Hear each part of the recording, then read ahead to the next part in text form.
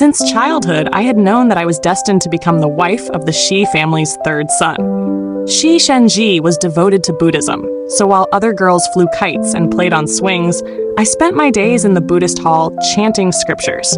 Xie Shen Zhi practiced martial arts and admired women with steadfast, resilient spirits, so I learned to ride horses for him. Even when I fell and broke my leg, I didn't shed a single tear. I gave everything I had to become the kind of woman he liked, yet he fell in love with someone entirely different from me. The engagement could not be annulled, so I ended up marrying his elder brother, Xie Wang Zhi, who was renowned for his ruthlessness. After the wedding, Xie Wang Zhi was just as the rumors described, indifferent to women. Only once, when Xie Shen Zhi, in a drunken stupor, blocked my door, Xie Wang Zhi shielded me behind him and cast an indifferent glance at his younger brother before speaking coldly. "She is now the eldest madam of the Xie family. What business do you have seeking out your sister-in-law in the middle of the night?" Xie Shen Zhi fell in love with Miss Kui, who sold wontons at the city gate. She didn't even have a proper name. Since she was the third child in her family, everyone simply called her Kui San Niang. Above her were two elder brothers, both notorious troublemakers. They owed gambling debts and disappeared to who knows where, leaving Kui San Yang alone to face the debt collectors who often came to her stall to stir up trouble. She caught a cold and, on top of that, was constantly harassed by those seeking repayment. She nearly died in the heavy snow. Xie Shen Zhi paid off the debts for her. He also found good jobs for her two brothers. He rescued his beloved from the depths of despair, but forgot about me entirely. This matter caused a stir in the entire city. Over tea and meals, everyone was gossiping about Xie Shen Zhi's love affair. Meanwhile, I, the legitimate daughter of the Su family, became the laughingstock of the capital. My mother was furious and demanded that my father petition the emperor to annul the engagement. My father summoned me to his study, but instead of speaking, he focused on practicing his calligraphy. I understood his stance. The marriage alliance between the Su and Xie families was beneficial to both sides. It wasn't worth jeopardizing the relationship over a woman. Besides, the engagement had been arranged during the Empress Dowager's birthday banquet.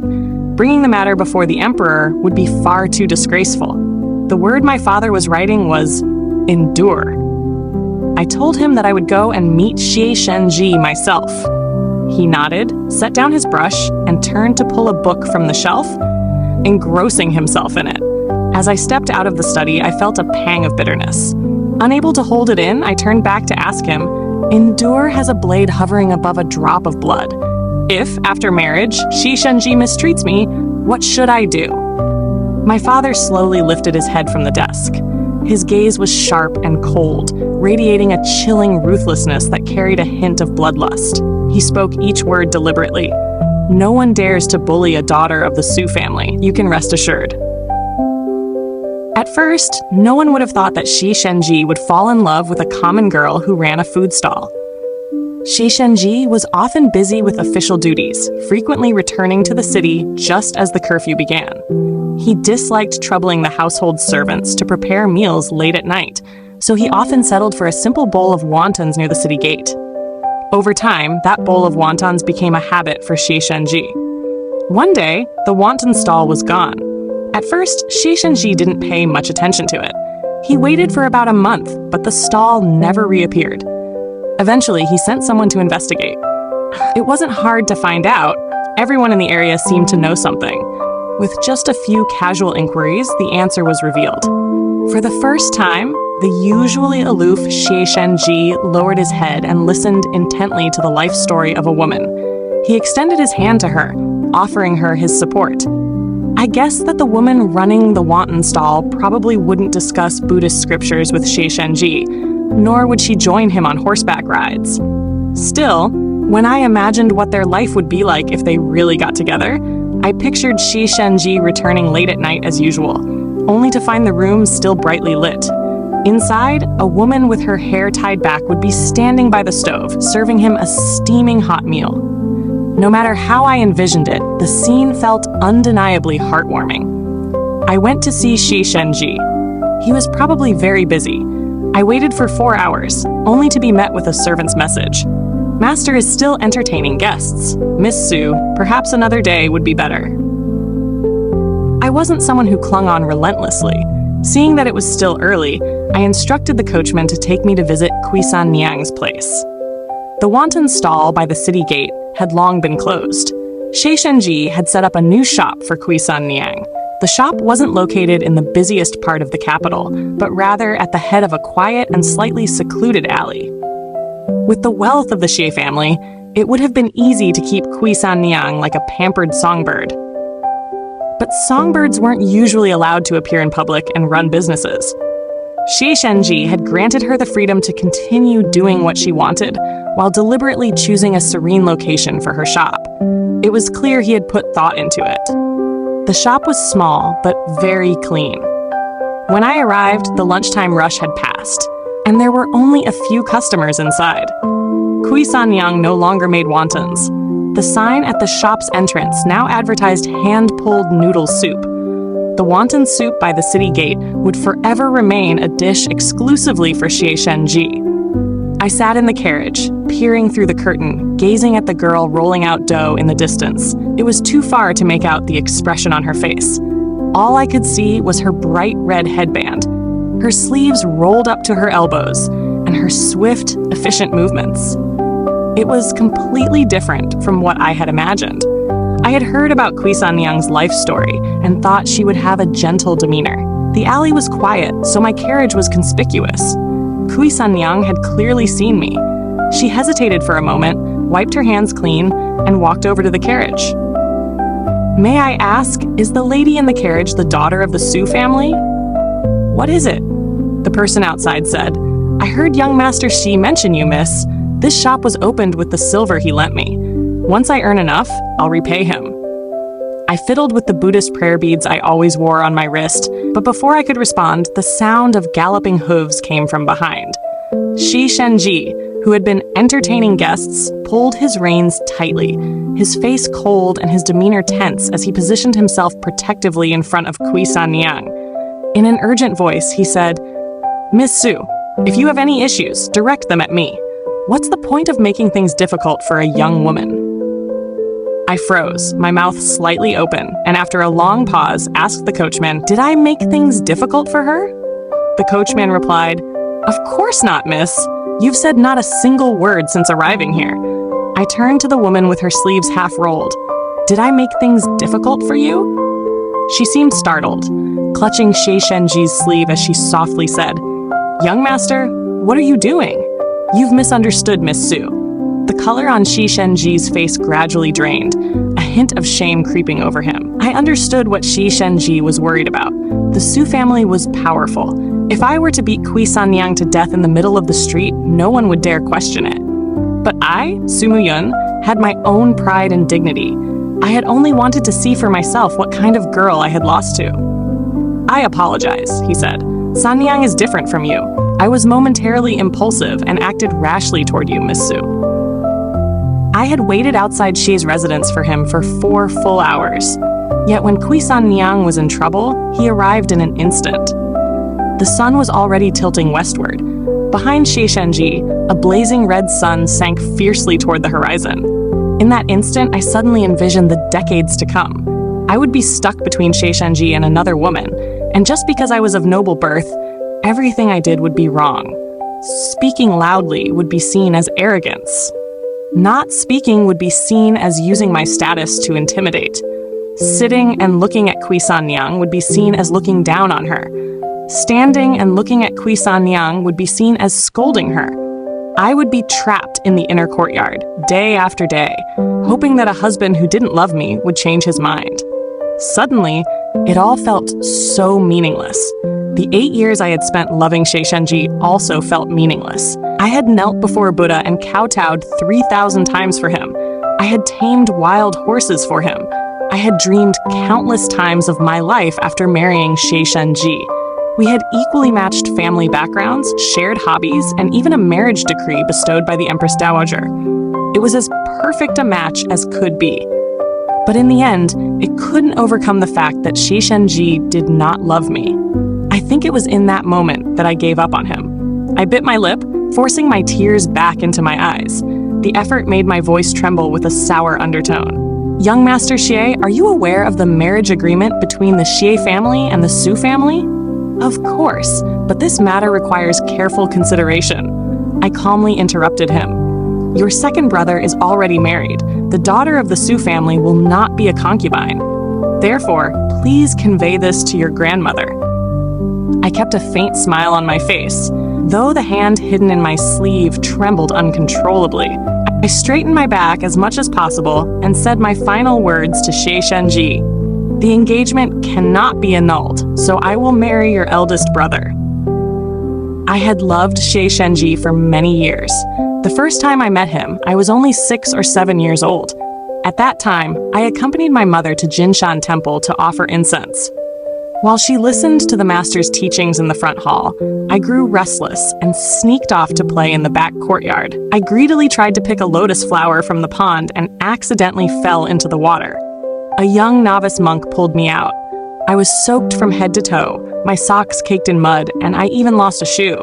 I was terrified. It was strange. Though he wore a novice monk's robes, his hair was tied up like an ordinary boy. He wasn't truly a monk, just a lay disciple. His clothes were wet, clinging to his body, and he looked just as disheveled as I did. The young monk slipped his string of prayer beads onto my wrist, wiped the mud from my face with a handkerchief, and gently told me not to be afraid. The maid who was with my mother came looking for me. In her panic, she thanked him profusely, scooped me up, and hurried away. Later, my mother asked around and discovered that the person who saved me was the Xie family's third son, Xie Shen Zhi. When Xie Shen Zhi was born, strange phenomena appeared in the sky. A passing cultivator predicted that he would face a life-threatening calamity at the age of 19. The Xie family didn't believe it at first. But when several of the cultivators' other predictions came true, one after another, they grew anxious. Old Madame Xie was so alarmed that she sent the young Xie Shen Zhi to a temple to be raised by high monks. She also sought out a master to teach him martial arts, hoping he could avoid his destined calamity. I didn't believe in such things back then. At 6 or 7 years old, I couldn't even sit still long enough to read Buddhist scriptures. But this was about Xie Shen Zhi, the kind brother who saved me and spoke so gently. How could he fall to some ill-fated calamity at 19? Therefore, while other young ladies were flying kites or chasing butterflies, I spent my days in the temple. I knelt before the Buddha and kowtowed 3,000 times, praying for Xie Shen Zhi to live a peaceful life. When Xie Shen Zhi turned 12, the Xie family finally brought him home. On that very day, the Empress Dowager issued a decree, arranging a marriage between the Su and Xie families. My mother was displeased. She didn't like the idea of her daughter's future being decided so early. But I couldn't have been happier. How many women in this world can marry the one they want? I was so fortunate. Xie Shen Zhi practiced martial arts. He once said that when he fulfilled his ambitions and brought peace to the land, he would take his beloved on horseback to see the mountains and rivers. He hoped his wife would know how to ride. In truth, a girl from the Su family didn't need to learn such things. There weren't many noble ladies in the capital who would. But I learned it for him. My hands became calloused from gripping the reins, and my legs were scarred with marks rubbed raw against the horse's sides. I even broke a leg while learning to ride. When I heard that he admired girls with resilience, I held back my tears despite the pain, although the nanny who took care of me cried a whole basin of tears. Once, the Buddhist prayer beads that Xie Shen Zhi had given me broke. It happened at a temple fair, where the crowd was dense, like a sea of people. I bent over and searched on the ground amid the jostling crowd, my white dress stained beyond recognition. My hands were stepped on multiple times, the skin scraped raw. The nanny who was with me saw that things weren't right. She forcibly picked me up and practically dragged me back to the residence. Later, I went back to look for them, but unfortunately, out of 18 beads, I only found 12. I had lost the only gift my lifesaver had given me. My mother, seeing how distraught I was, had someone replace the missing 6 beads with ones that looked nearly identical. To others, they seemed the same. No one could tell the difference, but I could at a glance. I had originally planned to tell Xie Shen Zhi about all these things on our wedding night. But there's no chance now.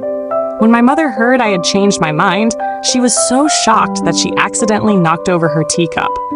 How can you marry him, the eldest son of the Xie family? He is not a suitable match. I couldn't blame her for reacting this way. Xie Wang Zhi, the eldest son of the Xie family, was infamous for his ruthless and merciless nature. He was the commander of the Jinyue, a close confidant of the emperor, with the authority to patrol, investigate, and arrest, and he was in charge of the imperial prison. The imperial prison was a place more terrifying than death itself. Anyone targeted by the Jinyue could not escape unscathed. No one had ever left that place whole. Even the most prominent officials in the court harbored a certain degree of fear towards Xie Wang Zhi. Over the years, Xie Wang Zhi had remained unmarried. There was even a tale of a woman who intentionally spilled water on his robes in an attempt to get close to him.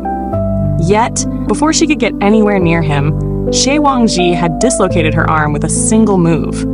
In the entire capital, there was never a sight of him paying any attention to any young lady, nor had he ever visited places of pleasure. Rumors even spread that the eldest son of the Xie family was entirely uninterested in women. What's more, though Xie Wang Zhi was the eldest son, he was born of a concubine. He was 10 years older than me. While I was still learning to recognize characters, he was already making arrests all over the capital. Because of this, no one had ever considered this engagement from the beginning. Mother, unable to contain her anxiety, fixed her gaze firmly on me. Yuner, tell me honestly, did that Xie Shen Zhi say something to you? I've seen all that you've done these past years. If Xie Shen Zhi has done anything to you, I will not let him off lightly. I took her hand in mine and reassured her. Xie Shen Zhi didn't say anything. It's me who has figured things out. He did save my life, and I am grateful, but we are not fated to be together. His heart does not belong to me. If I were to force this marriage, it would only lead to estrangement between us as husband and wife. Besides, I turned my head to look at my father. Besides, marrying Xie Wang Zhi would bring great benefits to the Su family. Perhaps it was the unwavering determination in my eyes, but after a long silence, my father finally spoke, slowly. You've made up your mind? Yes, and I will not change it again. I originally thought this marriage arrangement might be delayed further, but the Empress Dowager suddenly fell gravely ill. To lift her spirits, the emperor remembered the marriage decree she had issued in her earlier years. After the morning court session, he specifically mentioned it to both my father and the old master of the Xie family. Half a month later, the Xie family delivered the betrothal gifts to the Su family. The gifts were extravagant, 64 sedan chairs worth, so many that the front hall of the Su residence couldn't contain them all, forcing some to be moved to the backyard. The maids in my courtyard were all beaming with joy. 64 sedan chairs, the highest standard. Miss, the young master must truly care for you. I looked at the bright red decorations filling the house and courtyard, fully aware in my heart that Xie Wang Zhi and I shared only the barest acquaintance. This was nothing more than an imperial decree for marriage, forcing him to make a show of propriety. Still, I couldn't help but feel curious about one thing. How exactly had Xie Shen Zhi explained this to his brother? The wedding was set for 3 months later. I hadn't seen Xie Shen Zhi since. I heard that Kui San Niang's 2 brothers couldn't resist the urge to gamble again. They gambled under the name of Xie Shen Zhi, and the gambling house didn't make things difficult for them. Instead, they conspicuously delivered the debt notes to the stone lion's mouth at the entrance of the Xie residence. I didn't know how the matter was ultimately resolved, but I did know that Kui San Niang's noodle shop never opened again. Xie Shen Zhi arranged for her to stay in another courtyard where she was served 3 meals a day. When I heard this, I immediately felt it was inappropriate. I had only met Kui San Niang once. The first thing she brought up was the rent for her shop.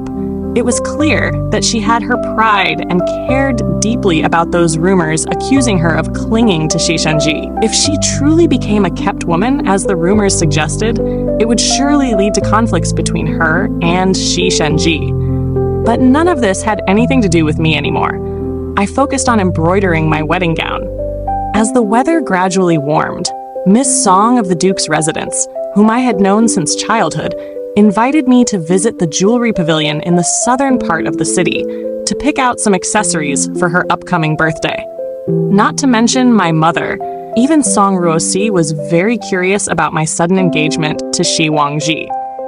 The engagement between the Su family's legitimate daughter and Xie family's eldest son was notable. Although both were members of the Xie family, rumors had long suggested that the Su family had always favored Xie Shen Zhi as a potential match. On the way there, Song Ruoxi hesitated several times, her eyes frequently darting toward me. It was obvious she was holding back, and I couldn't help but say, "Just ask." As expected, she brought up that question. How was I supposed to answer? Should I say that Xie Shen Zhi didn't love me and that marrying him would only bring me misery? Or should I say that Xie Wang Zhi had greater influence in court and marrying him would be highly beneficial for the Su family?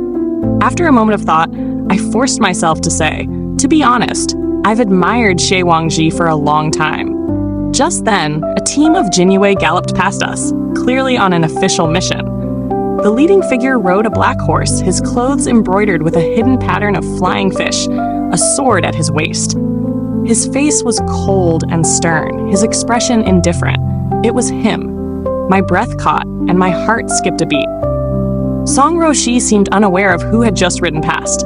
As the dust swirled around us, she covered her mouth and nose, coughing lightly, and complained softly, "Erg, why did we have to run into these Grim Reapers? I wonder where they're going to raid now."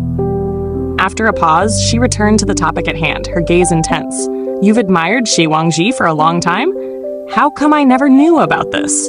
When did it start?" I tilted my eyes skyward, my mind blank as I scrambled to come up with a lie. "At the Mid-Autumn Festival banquet hosted by the Empress last year." Huh? Was Xie Wang Zhi even there? I thought he never attended such events. I hastily confirmed, he was there. You just forgot. In early April, I married Xie Wang Zhi. The wedding was grand, but it would be a lie to say I had no regrets. After all, I had dreamed of this day for many years. When my mother combed my hair, I was momentarily dazed, wondering if, in another world where Kuisan Niang didn't exist, I could have grown old together with Xie Shen Zhi. The sound of firecrackers was deafening, the air filled with thick smoke, and the crowd buzzed with lively chatter.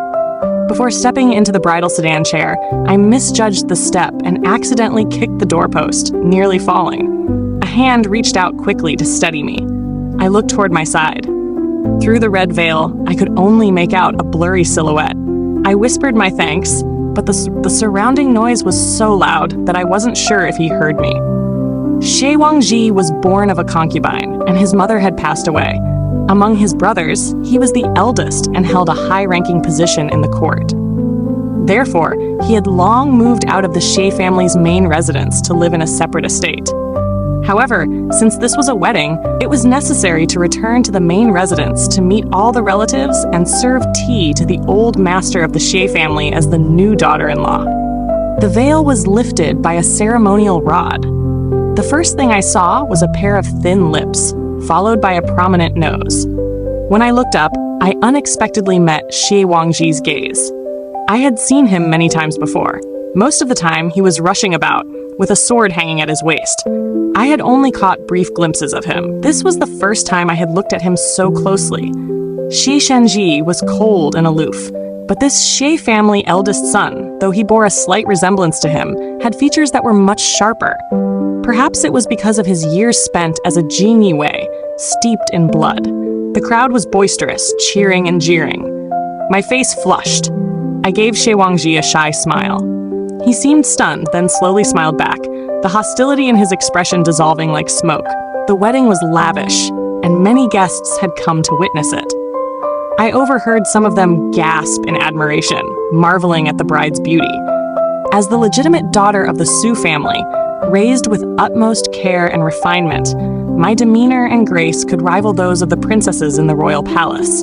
On my wedding day, it was only natural for me to shine the brightest. Xie Wang Zhi led me to meet the various members of the Xie family. I followed half a step behind him, always within his easy reach. It had been a long time since I last saw Xie Shen Zhi. Even in a crowd, Xie Shen Zhi's distinguished bearing made him stand out like a jade among stones. It only took a glance for anyone to recognize him. The onlookers noticeably quieted for a moment. Rumors about me and Xie Shen Zhi occasionally circulated in the capital. Everyone was watching me, expecting me to lose my composure. They underestimated me. No matter what, my future life would be with Xie Wang Zhi. How could I let anyone use this moment to laugh at me? I maintained a faint smile as I greeted Xie Shen Zhi with proper etiquette, just as if it were our first meeting. Brother. Xie Shen Zhi's expression was far from warm, with no trace of a smile. But then again, he had never been one to smile much. He addressed me, sister-in-law. At some point, Xie Wang Zhi had taken hold of my hand. I gripped his hand tighter in return. And so, from this moment on, Xie Shen Zhi and I had nothing to do with each other anymore. Life after marrying Xie Wang Zhi was uneventful. He was busy with his official duties and rarely stayed at home. The affairs of the household, big and small, were entirely left to me to manage. For matters I was unsure of, I consulted him. But he always replied, "Just handle it however you see fit." Speaking of it, Xie Wang Zhi rarely returned home. I casually buried a few sunflower seeds in the soil. By the time he came back, a patch of sunflowers was already swaying in the wind, their tender yellow petals standing vibrantly in the spring sunlight, full of vitality. Later, when he went out for official duties, he would always hand me a small pouch containing flower seeds from various places when he returned. The soil and water in the capital were different from other places, and there was no guarantee that all the seeds would sprout, but I tried my best to grow them. By the end of spring, a patch of flower seedlings had sprouted in the garden. I built a trellis, hoping that by next spring it would be covered in morning glories. We never consummated our marriage. I wasn't sure if it was due to the rumors circulating in the capital about his disinterest in women. But deep down, I had another concern. He couldn't possibly have been unaware of what happened between me and Xie Shen Zhi. I claimed I had moved on, but who would believe that completely? Still, such matters were delicate. If Xie Wang Zhi didn't bring them up, how could I initiate the conversation? Xie Wang Zhi was a vigilant man who disliked having servants handle anything too personal. Once, he was to travel to the outskirts of the capital for official duties. The relay station was 10 miles away from the city, and although he would only be gone for a few days, his luggage still needed preparing. I stood by, watching him pack his clothes. Unable to resist, I fetched an umbrella and handed it to him, saying, "Take this with you. It's going to rain in a couple of days." He looked up, glanced at me with slight surprise, and then took the umbrella. 2 days later, as predicted, it rained heavily without warning. When Xie Wang Zhi returned, he mentioned how several of his men had been caught in the downpour and had to take shelter under a farmer's roof. "How did you know it would rain?" he asked. I looked at him with a teasing smile. "Take a guess." Xie Wang Zhi stared at me, a faint trace of curiosity in his eyes. That night, as I prepared for bed, I bathed in water that was scaldingly hot. I called for a maid to add some cool water. Through the screen, I saw Xie Wang Zhi's silhouette. "You have old injuries," he said. "You should use hot water to dispel the cold." I had never seen a man while bathing. Shocked, I quickly crouched down in the water. The water was too hot and I gasped sharply, but I couldn't bring myself to stand up. Amid the chaos, I thought I heard him chuckle softly. When I looked again, the area behind the screen was empty. He had already left. After that, the bathwater was always just hot enough to be soothing, though never as scalding as that time. At the end of September, Xie Wang Zhi was severely injured. His subordinates carried him home on their backs. The imperial physician from the palace examined him and said that the wound had narrowly missed his vital organs. Xie Wang Zhi was fortunate to have survived. The metallic tang of blood filled the room, so I placed 2 jasmine plants by the window. Fearing he might develop a fever during the night, I stayed by his side, keeping watch. When Xie Wang Zhi finally woke up, the room was filled with the soft fragrance of jasmine. The first rays of morning light streamed in, casting a pale golden hue on the blanket. The sight was so warm it stirred something deep within me. I noticed all of this because I was in a daze. I had stayed up for 2 nights straight and was so dazed that it didn't occur to me he had woken. In my dazed state, I even greeted him, "Good morning," in a clear yet muddled voice. It was incredibly foolish. He didn't say a word, just looked at me quietly. It wasn't until half an hour later that I realized what had happened. Flustered, I hurried to pour him some water and asked how he was feeling. Xie Wang Zhi called my name. "Ah Yun, you've become so haggard." The imperial physician had advised that Xie Wang Zhi needed complete rest. Before his injuries healed, he was strictly forbidden from walking or letting anger get the better of him. He probably hadn't had such a long vacation in many years. His subordinates didn't dare to bother him, only reporting the most urgent matters each day, which amounted to just 2 thin pages of paper that could be read in a short time. With so much free time, he would often recline half-sitting, watching me as I managed the household accounts. One day, likely bored, he sipped his tea and asked, "What did you do when your leg was broken, lying in bed all day?" I thought for a moment before replying. "I recited Buddhist scriptures." Xie Wang Zhi shifted slightly and said, "Then recite a passage for me." I recited a short section from the Guanyin Sutra. When I finished, Xie Wang Zhi asked, "Do you like practicing Buddhism?" I answered honestly, "Not really. I've always found it rather tedious, but after so many years, I've just grown used to it." Since we were already on the subject, I decided to bring up Xie Shen Zhi. Good days pass the same as bad ones, after all. Since I was going to spend my life with Xie Wang Zhi, I didn't want these matters to create a rift between us. For the first time, I spoke to him about his younger brother. I told him about learning to ride horses, studying Buddhist scriptures, and searching for the beads, things Xie Shen Zhi never knew about. In the end, I found myself sharing these stories with Xie Wang Zhi instead. He listened quietly, paying close attention as his wife spoke about another man. I told him, actually, when I first found out about him and Kui San Niang, I was very resentful. Why? All these years, I tried so hard to become the woman he liked, but in the end, he didn't love me at all. Later, I came to understand. From Xie Shen Zhi's perspective, why should he love me just because of my efforts? Over the years, practicing Buddhism softened my temper, and learning to ride allowed me to explore rivers and mountains. Although I did it for him, ultimately these skills became a part of me. In a way, I should thank him. When I was young and naive, I mistook the gratitude of being saved for love. Thinking back now, Xie Shen Zhi is a good man. He would have saved anyone who fell into the water, regardless of whether they were male or female, beautiful or plain.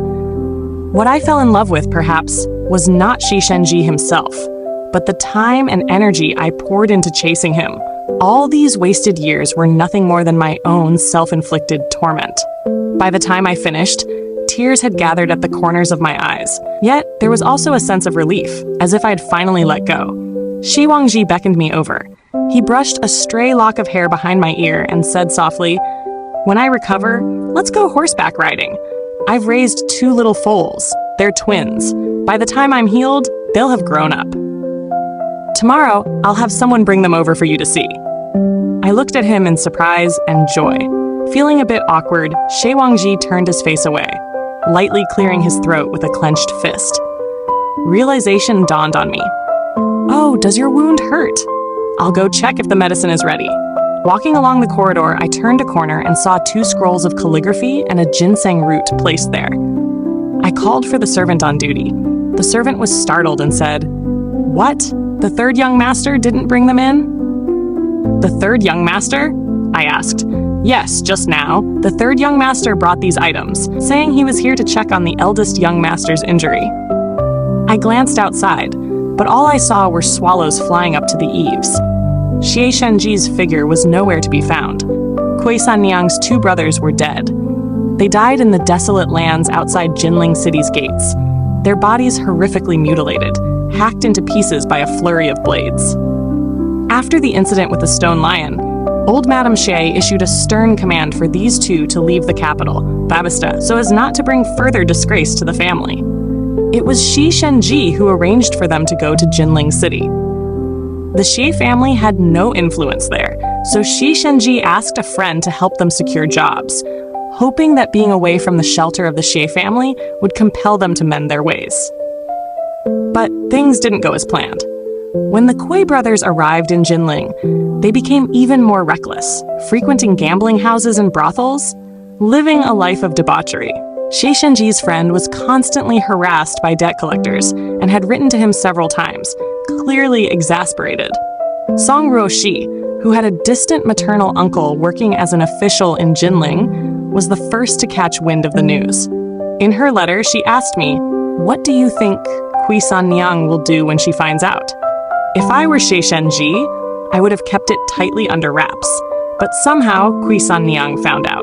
She went to the Yamen, beating the drum to demand justice, accusing Xie Shen Zhi of hiring assassins to kill her brothers.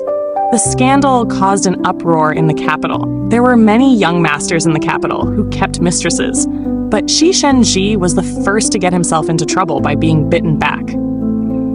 Even my mother wrote to me, saying it was fortunate that I had married Xie Wang Zhi in the end. Otherwise, there wouldn't have been a single day of peace. This incident might not have been Xie Shen Zhi's doing. The Kui brothers had made plenty of enemies during their time in Jinling, but even if Xie Shen Zhi were guilty, how could Kui Sanniang, a mere woman, bring down a son of the Xie family? I once asked Xie Wang Zhi about it. He said, "If you want the truth, the Jiniwei can investigate." After some thought, I told him it wasn't necessary. The truth didn't lie with me, but with what Kui Sanniang chose to believe. With 2 lives at stake, it was unlikely that she and Xie Shen Zhi could end things peacefully. The next time I saw Xie Shen Zhi was at a Xie family banquet. During the meal, my second sister-in-law was in high spirits and played the qin. I accompanied her with my flute. When I returned to my seat, Xie Wang Zhi had already prepared a plate of crab meat for me. The Xie family's grandmother noticed and sighed sentimentally. She spoke of how, years ago, she and my grandmother had been the best of friends. But after they each married and followed their husbands from place to place, raising children, they gradually lost contact. Who would have thought that now, in her old age, they would become in-laws? At the end of her speech, she wiped away silent tears and mentioned how all her children and grandchildren were married, except for her youngest grandson, Xie Shen Zhi. She urged Xie Shen Zhi's mother to start arranging a marriage for him. The grandmother was elderly, and her attendants had hidden the news from her. She was unaware of the scandal involving Kui Sanniang, but the entire capital was abuzz with the incident. No family would willingly marry their daughter into the Xie family to be Xie Shen Zhi's wife. I heard that Xie Shen Zhi's mother was already secretly looking for a suitable match in other places. The banquet ended with everyone lost in their own thoughts. The atmosphere grew stifling. Xie Shen Zhi only ate a few bites before excusing himself from the table. That night, when a servant came to report that the 3rd young master was requesting an audience, I almost thought I had misheard. At this hour, I had already removed my hairpins and ornaments. How could I meet with an unrelated man now? I sent someone to refuse him, saying that whatever matter it was could wait until tomorrow. But the messenger insisted that the 3rd young master was determined not to leave. After some thought, I realized that since he was family, perhaps it was something urgent. While dressing, I sent someone to inform Xie Wang Zhi. When Xie Shen Zhi arrived, his face was unnaturally flushed, clearly a result of drinking after leaving the banquet. He looked thinner, likely from the intense quarrels with Kui Sanniang. Coming at such a late hour was already inappropriate, let alone standing at my door in this state. A maid, gathering her courage, stepped forward to ask him to leave. Xie Shen Zhi lowered his gaze for a moment, then raised his head, his eyes glistening with tears. At last, he regretted it. In a trembling voice, he said, "Kui Sanniang and I only pitied her for being lonely." I suppose he had overheard the conversation I had with Xie Wang Zhi that day. I adjusted my sleeves and looked at him. "This has nothing to do with me anymore," I said. "You don't need to explain to me." Xie Shen Zhi opened his mouth, and though he had many things to say, all he could utter was a bitter, hoarse apology. Apology for what? I had once knelt before Buddha, kowtowing 3,000 times for him, and I had once had my hands cut by reins while learning to ride a horse. But all of that was just my one-sided sentiment. It had nothing to do with him. I shook my head at him. "You don't owe me anything." Xie Shen Zhi, you don't owe me anything. Recalling that he was destined to have a great calamity in his life, I asked someone to get the string of Buddhist prayer beads from the shelf and give it to him. You saved my life back then. Although my mother later went to your family to thank you, some gold and silver are far from enough to express my gratitude. If you ever need anything in the future, the Su family has some influence in the court. Even my husband has some connections outside. If there's anything you need, just say the word. These prayer beads have been offered before Buddha for many years. May they bring you peace. Xie Shen Zhi stared blankly at the beads, as though his heart was being gripped tightly by an unseen hand. A bitter smile appeared on his face, his eyes filled with sorrow. I would rather you hate me. We should have. As Xie Shen Zhi tried to step forward, a cool and calm voice suddenly interrupted from behind. Brother, Xie Wang Zhi, having been ill for some time, always carried an air of leisure about him. Now he stood under the eaves, his robe fluttering in the wind. His gaze, sharp and commanding, reminded me that this man was the commander of the Jinyue of our kingdom Jing, in charge of the imperial prison, and someone with deeply hidden thoughts. She is now the eldest madam of the Xie family. What business do you have seeking out your sister-in-law in the middle of the night? Xie Shen Zhi responded bitterly. If not for my momentary foolishness, this marriage wouldn't have fallen to you. Xie Wang Zhi stepped in front of me, casting a warning glance at his younger brother, and clapped his hands coldly. The third young master is drunk. Someone escort him to rest. Xie Shen Zhi broke free from the servants trying to help him, his voice trembling as if on the verge of tears. Elder brother, you are born of a concubine. When we were young, my mother was harsh to you, and whenever I did something wrong, you often bore the punishment for me. Mother said she wanted you to take this marriage. With your current power, why would you still obey her? Unless you wanted to marry Miss Su yourself. I suddenly turned to look at Xie Wang Zhi. He was standing in front of me, so I couldn't see his expression. I only heard his mocking laugh. So what if I did? I must thank you, brother. Xie Shen Zhi submitted a memorial to the emperor, volunteering to be stationed in Lingnan. It wasn't uncommon for noble sons to head to the battlefield to earn military merits, but Lingnan was an exception. Lingnan was full of deep forests and poisonous miasma. Often, before one could even fight on the battlefield, they would perish in the snake-infested swamps and thick fog. It was the most dangerous place, and even the military pay was more than double that of other places. His departure meant his life hung by a thread. Xie Shen Zhi's mother fell seriously ill. She had only given birth to him when she was nearly 40, and because of the cultivator's prophecy, she had sent her young son to a Buddhist temple, separating them. After years of longing, the boy had grown up safely, only to now insist on enduring hardships in Lingnan. How could she bear it? Word spread that after Xie Shen Zhi's mother recovered, she vented her anger on me, believing that I was the cause of Xie Shen Zhi's misfortunes. Coincidentally, he was 19 this year, an age that aligned with the calamity predicted in his destiny. My nanny advised me in private to be cautious of Xie Shen Zhi's mother. She feared that in her fury, she might act rashly and harm me. I shook my head. Not to mention the prominence of the Su family, most of the Xie family's current prestige was also supported by Xie Wang Zhi, the commander of the Jinyue. She wouldn't dare harm me. It was necessary to be cautious of people, but the person who should be cautious was not me. I discreetly assigned 2 people to monitor Qisan Niang's residence. If anything happened, they were to intervene from the shadows. As expected, it didn't take long before news came that Qisan Niang had nearly been poisoned. She had since been smuggled out of the city. The world was vast. From then on, no one knew where she might go. Xie Wang Zhi's wounds finally healed completely by the end of winter. Despite his high position and service to the emperor, with many capable subordinates at his command, he returned to work as soon as his wounds had scabbed over. The world feared the Jinyue like living demons, but who would have guessed that the commander, galloping by on horseback, was covered in wounds beneath his brocade clothes? On the first day of spring, he finally got a day off. The weather was beautiful, the sky a pristine blue. We decided to visit the racecourse to check on the 2 young colts. One was named Salu, the other Qingzui. They had both grown up. Their coats glistened under the sunlight, and they would nuzzle people's palms with their ears. Suddenly, Xie Wang Zhi was in high spirits. He leapt onto one of the horses, exuding energy and confidence. His eyebrows arched with delight. He leaned forward slightly and raised an eyebrow at me. Dare to compete with me in riding? If it were any other challenge, I might have hesitated. But riding? I tilted my face up to look at him. What if you lose? Xie Wang Zhi cupped his hands and smiled.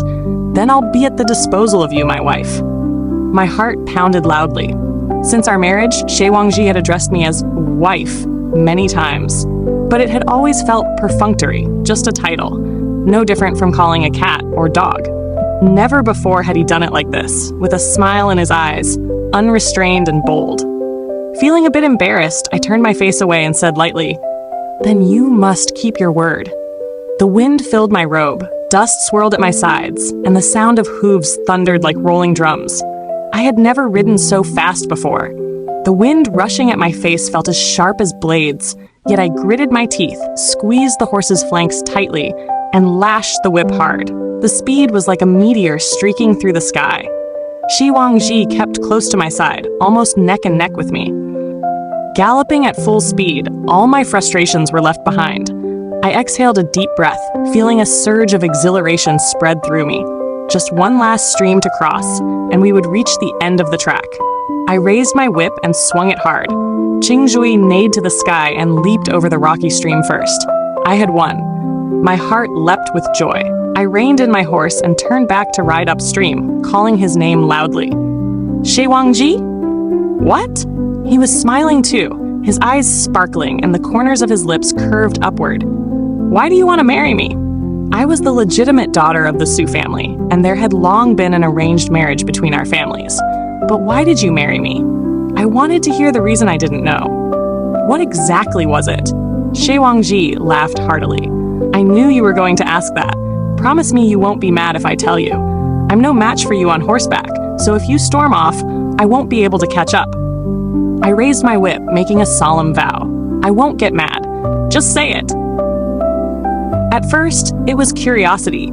Curiosity about what kind of girl would reject Xie Shen Zhi in public. You know, Xie Shen Zhi and I have been at odds since we were kids.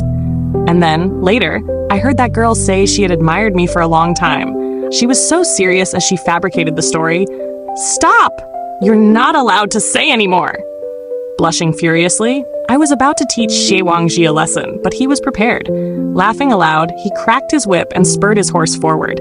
Su Mu Yun, dare to race me again! What kind of race? It doesn't matter, but the one who loses must promise to stay with the winner for life.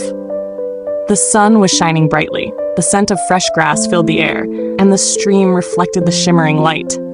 The man sat tall on his horse, a smile on his lips. My heart skipped a beat.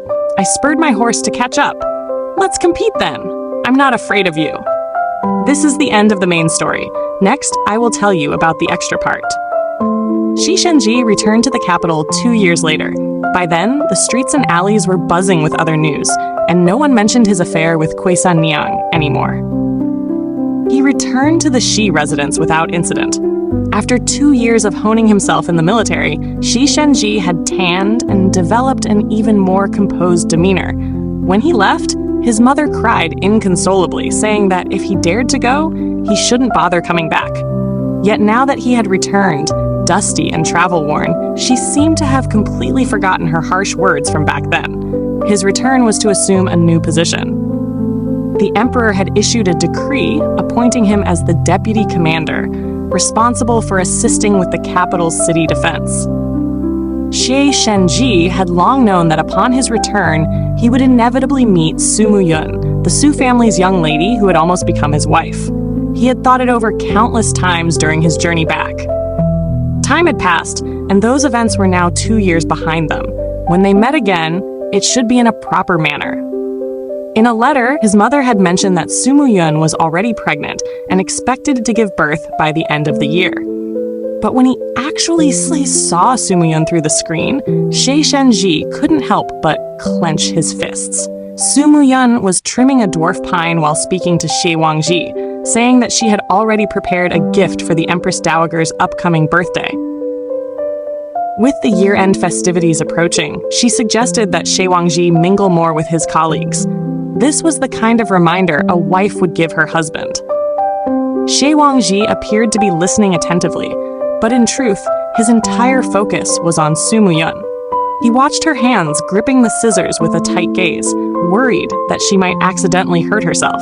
When Su Muyun noticed his distracted demeanor, she stomped her foot with an exasperated, "Hey!" Xie Wang Zhi immediately snapped back to his senses and began coaxing her. For a moment, Xie Shen Zhi felt dazed. After all, he had personally seen his eldest brother in the imperial prison, carving into a man's kneecap without a shred of mercy. Xie Shen Zhi's appearance was like a knife slicing through a serene and beautiful painting. The picture cracked and the dream shattered. When Su Muyun saw him, she instantly dropped her girlish demeanor and returned to the poised and dignified air of a household matriarch. She greeted him politely, with a calm and distant formality. Not a single fault could be found in her behavior. This was what Xie Shen Zhi hated most about her, because they clearly still had some past between them, didn't they? Although it couldn't be called a happy memory, they had once discussed marriage. They almost got married. That almost was because of a girl named Kui San Niang. It was said that she had moved to Jinling and opened a wanton stall near the city gate. As for whether she was doing well, he hadn't dared to inquire further. He had thought he could play the hero and save the damsel in distress, but in the end, he couldn't endure the mundane matters of daily life. There were always rumors claiming that Kui San Niang seduced Xie Shen Zhi, but those rumors were truly unjust. So many people visited her wanton stall. If she had wanted to marry into a wealthy family, she would have done so long ago. Why wait until she was nearly left to die in the snow? What Xie Shen Zhi had initially loved about her was her unyielding spirit. Ironically, it was also what ultimately defeated him. One time, they had quarreled over the Kui brothers. Kui San Niang had once again insisted on going out to make a living. Damn it, whose wife or concubine insisted on going out to run a business all the time? He was the third son of the Xie family. How could his woman be out there sweeping floors, wiping tables, and serving others? They always fought over things like this. One time, the argument got so heated that Kui San Niang scratched him, leaving a bright red mark on his neck that broke the skin. It healed in a few days, but in the meantime, he couldn't show his face in public. In a fit of rage, Xie Shen Zhi smashed a teacup to the ground. He didn't actually love Su Muyun, but in that moment, he suddenly regretted it. Why hadn't he married Su Muyun instead? They were well-matched in status, had an imperial edict granting their engagement, and shared similar interests in social circles. Su Muyun knew perfectly well how to be a capable matriarch of the household. Damn it! Why didn't he marry Su Muyun? Xie Shen Zhi laughed bitterly. He could have been so happy.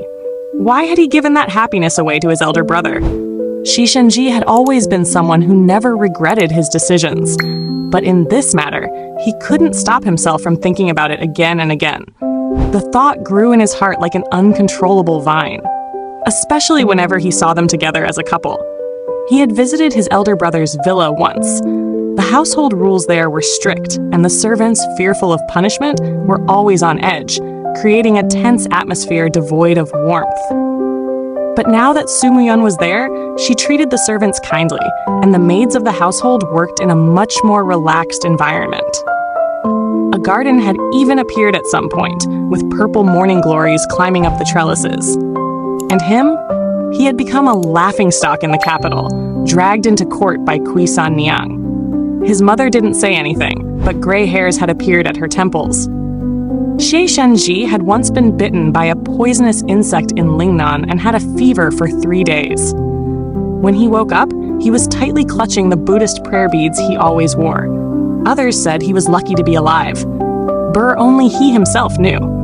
The third son of the Xie family had already succumbed to the great calamity of his 19th year. Thank you for listening. Don't forget to like, subscribe, and drop a comment. It brings me inspiration to create more interesting stories.